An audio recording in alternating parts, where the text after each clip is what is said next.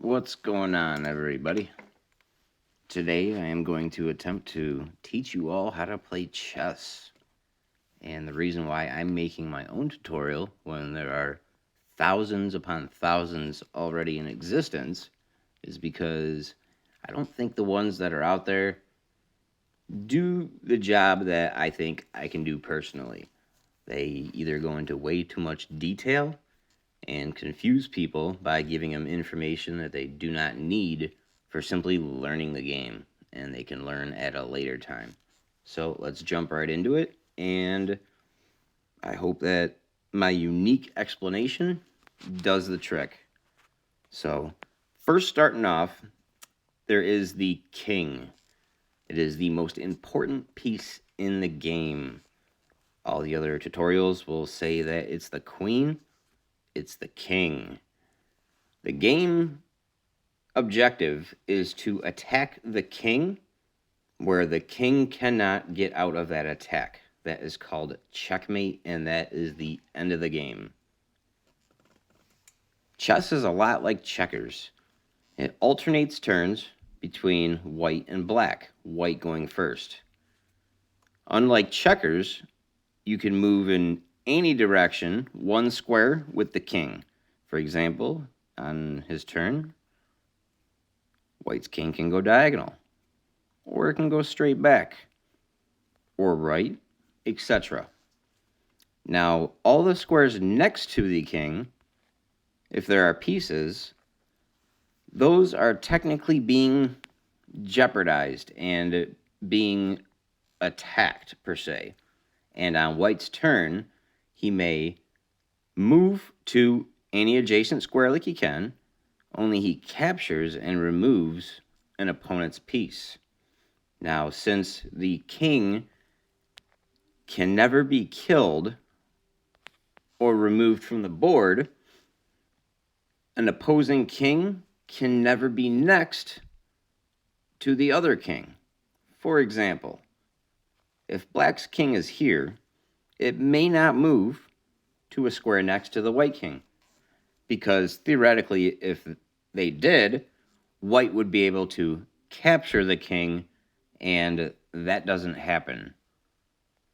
At the end of a good game, you can look at the board and see how the game ended by seeing what piece is attacking the king and why the king cannot move to get out of that attack, or /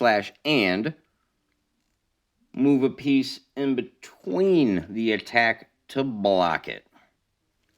So, to summarize that up, the game point is to attack the enemy king in such a way that he can't get out of that attack. And a king may move one square at a time, and there is a buffer zone, per se, around a king. This is the white buffer zone, where the enemy king cannot cross into, because that would be putting it in jeopardy. And it doesn't matter what piece is there, the opposing king can never put itself in jeopardy. One more example before we move on. This piece is called a rook. It slides like a hockey puck. It goes up and down and left and right. So on white's turn, if it doesn't want to move its king, it could move the rook. And it could move it to any space on this line, or from this new position, it could move any space on this line. So speaking of the king not being able to be put in jeopardy, since this white rook is accessible to all these lines on the 2 row, this king may not step in the line of fire. So an example of what an end of a game would be like is this. This is a checkmate. Let's say white piece was here and it had moved here. That is a checkmate because it is attacking the black king, and the king has no squares it can run to. because it can't run here, can't run here, and can't run here, these 3 squares, because it's next to the opposing king. And those are also guarded or attacked squares. And it can't move here or here because that is also in the line of fire of the rook. And this would be the end of the game. So as I said, the kings actually never do die or get captured. And if this was the game, this would be the end, and you can walk away, and anyone can walk up to the board and be like, oh, wow, okay. That was a nice checkmate by the rook. So that is the king. Not bad, right? Now, we're going to go from the smallest pieces, the pawn, to minor pieces, and then your major piece. There are 8 pawns, and I'm putting them in the actual starting position of the game. You can picture this as a battlefield. Back in the day when there was 2 armies on a field facing each other, and when the king raises his sword and says, you know, charge or attack, they just go at it. So pawns only march forward.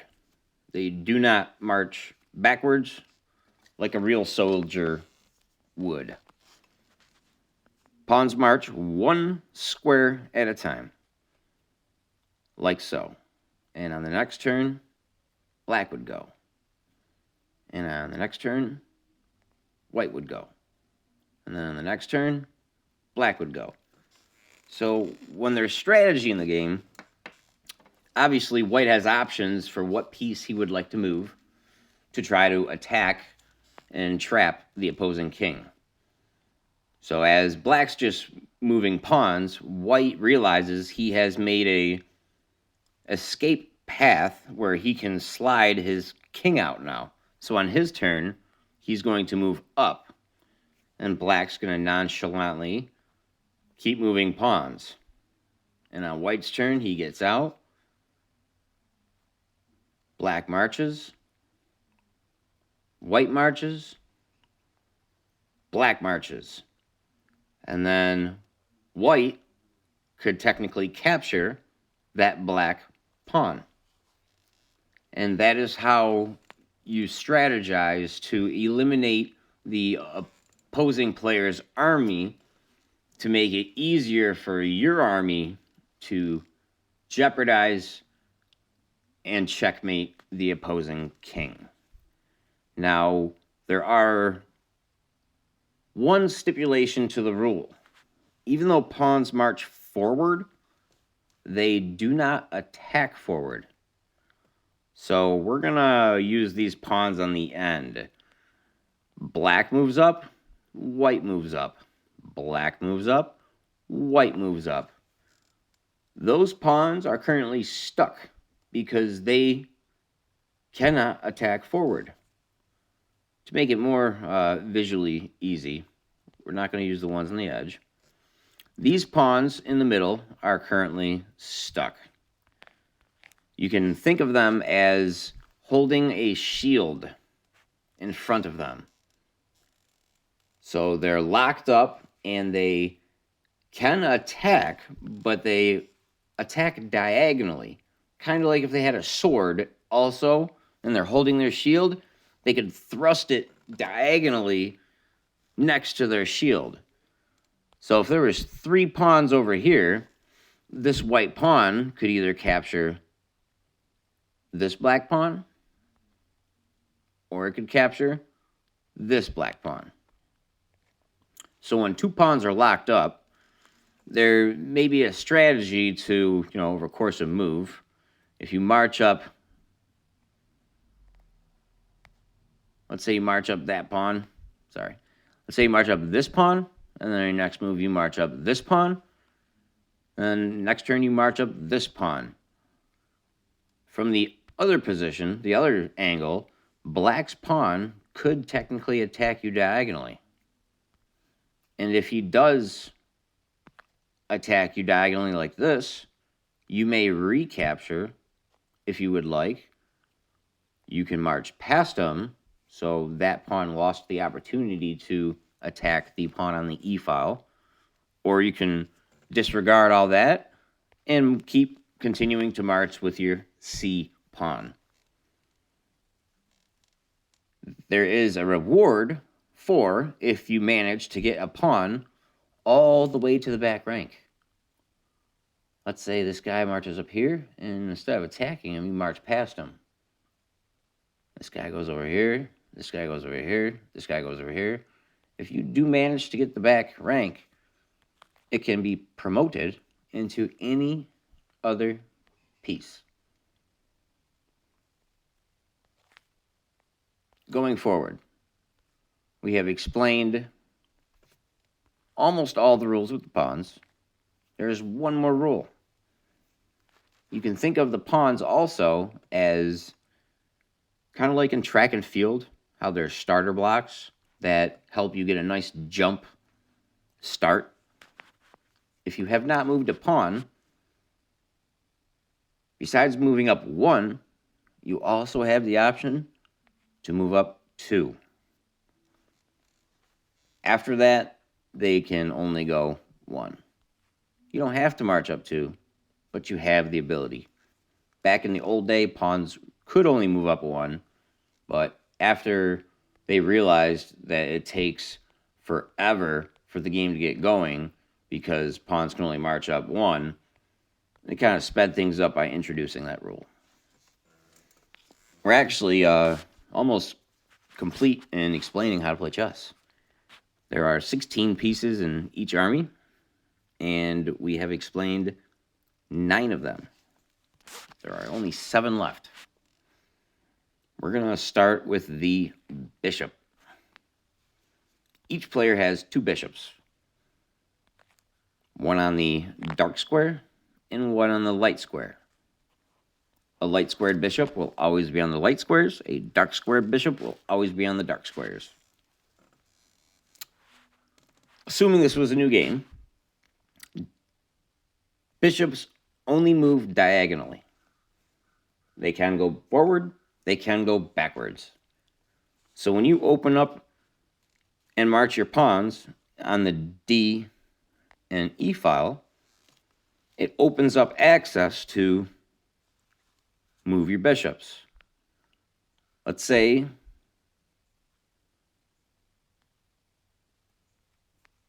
black had moved up pawns like that.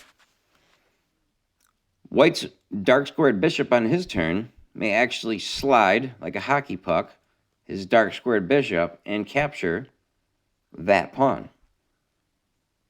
And if the next move, black moves up, jeopardizing an attack on the bishop, he can move back. Or he could move all the way back. Or if he chose, he could even attack that pawn, but he would be recaptured. And that's a bad trade because you only have so many limited pieces other than pawns. You really don't want to exchange them for a weaker piece. Now, in conjunction with what check is and attacking the king, if black had moved that pawn, white, if it was his turn, could technically move his light squared bishop here and say check, because he is currently attacking the white king. Now on black's turn, he has to take care of that. He can't do something like just move a pawn. He has to, without a doubt, handle the check. He can either do something like sidestep and get out of the check, or he could block it with a piece. Those are the 2 ways to get out of check. Those are the bishops. If that king couldn't get out of check, that would be the end of the game. We can set up a example, I guess, real quick, of what a checkmate would be.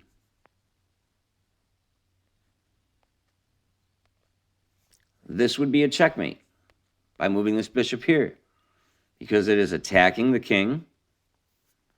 There's no piece that black, oh, there is one actually. There was this pawn could march up to and block it. But let's say that pawn wasn't there, right? Check. Black has no piece it can put to block that attack. And black's king, messing up here, only has one square it can run to, this. And that's still in the line of fire. So this position from here would be the end of the game. The final move would obviously be there, and that would be checkmate. And there's strategy to move your pieces to achieve a checkmate.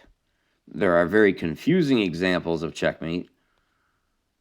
Some are brilliant, some are no-brainers. So there's the bishops. Now we have the rooks. They go in the corner. They are like hockey pucks as well, only they move up and down and left and right.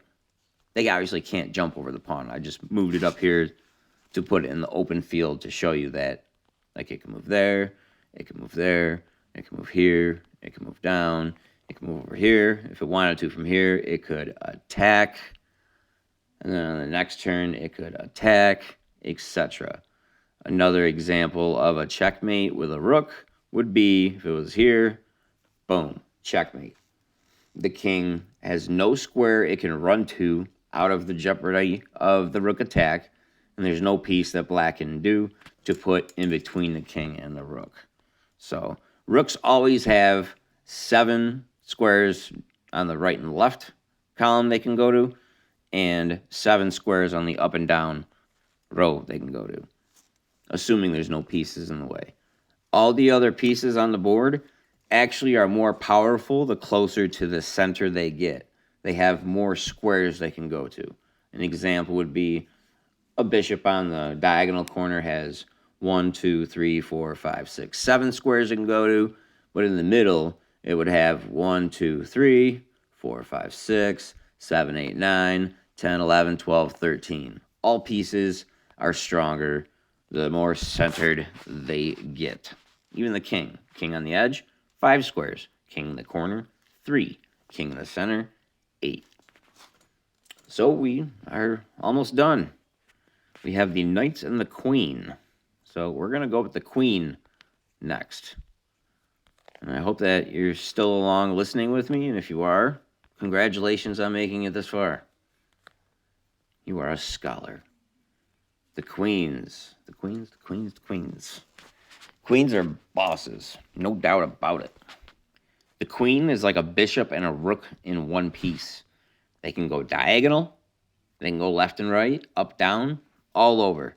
They can do basically whatever they want. Not much more to say about them, other than in the beginning of the game, if you are ever confused on which square the king and which square the queen goes on, the ladies always get their own color. White queen on white, black queen on black. And we have one more piece to cover, and that is the horses. I'm not even going to attempt to make a horse sound, because I'll just embarrass myself and ruin this video and not want to upload it. So the horses. I'm going to explain this in a unique way that I've never seen explained before. Most tutorials would tell you it can jump pieces and it moves, over 2 up 1, or over 1 up 2, or back 2 over 1, or blah, blah, blah. I'm going to explain it as they move like a spider. They have 8 positions they can jump to. The positions of the white pawns right now are all the squares that a horse may jump to. And when I mean jump, even if there are pieces like those black pawns there, the knight would actually be able to jump over those squares. Those were just markers. I was just saying, like, they wouldn't actually capture a white piece, but and if you think about it, it always moves to a opposite corner of a 2x3 box. So it could jump to there, it could jump to there, it could jump to there, it could jump to here, it could jump to here, it could jump to here, it could jump to here, and it could jump to here. Very, very unique piece because it can jump over pieces, friend or foe. And those are all the chess pieces. A couple other things I want to state. There is a special move called a castle. And I'm not going to get into any strategy other than castling.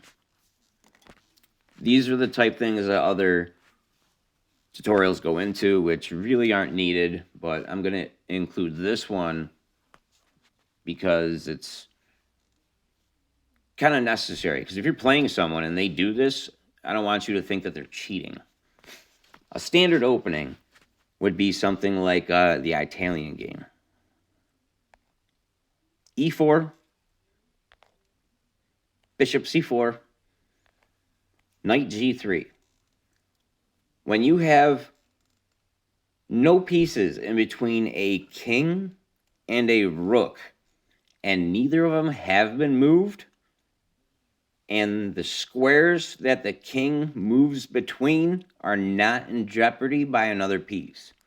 Example, a bishop here would be attacking this square, so they would not be able to cancel, or castle. The king moves over 2 squares, and the rook flips. It did it automatically. It's a good strategy because it tucks the king away in a little castle. That's why it's called castling.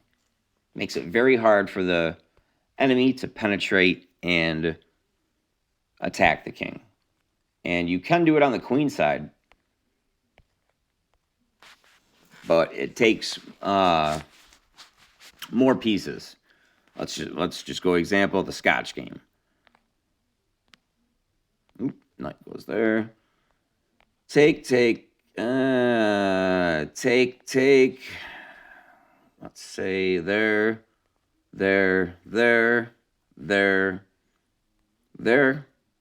Castle. Scotch game. All openings, the majority of them have names, just the retarded ones don't. So the king still moved over 2, and the rook flipped, but if you notice, the king isn't quite tucked as far away in the corner. That's enough said. Don't want to confuse you. A couple cool things about chess, now that you know how to play. Knowing that the objective is to try to murder the opposing king. In the beginning of the game, there are 20 moves for each player. A pawn can go up 1 times 8 pawns. Those are 8 options. A pawn can go up 2 times 8 pawns. Those are 8 more options. 16. Each of the knights has 2 squares it can jump to. Those are 4 more for a total of 20. All the other pieces in the back can't move yet because they are currently blocked in. If each player moves once, that is 1 of 400 unique chess positions. That's just 1 move. As more and more go, the numbers get exponentially more crazy. Now, there's a statistic and a theory that states that the amount of chess games theoretically possible is 10 to the 140th power. 10 to the 140th power. That number is so mind-blowingly huge, I don't think you comprehend. That is more chess games than atoms in the entire universe. Atoms, not stars, atoms. If every atom in the universe was a supercomputer, crunching out 1 million chess games every nanosecond, and all those supercomputers have been crunching those numbers since the beginning of the universe, they still would not even be a fraction of 1% through all the games possible. That is why chess will never be solved and why chess is beautiful. A true chess player knows that there is a lot of beauty in chess. Some amazing, beautiful things happen. I can't even begin to explain. And with that notion, I'm going to close out with the easiest checkmate in the game, the quickest checkmate, the quickest way for a game to end. Ready? White move.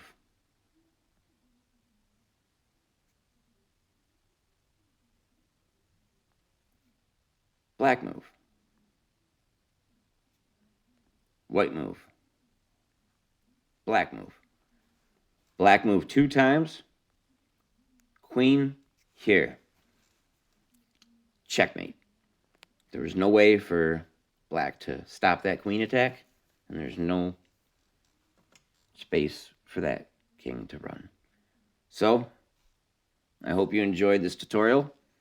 There will be a part 2, which will go into more detail on what makes a good chess player good and a bad chess player bad.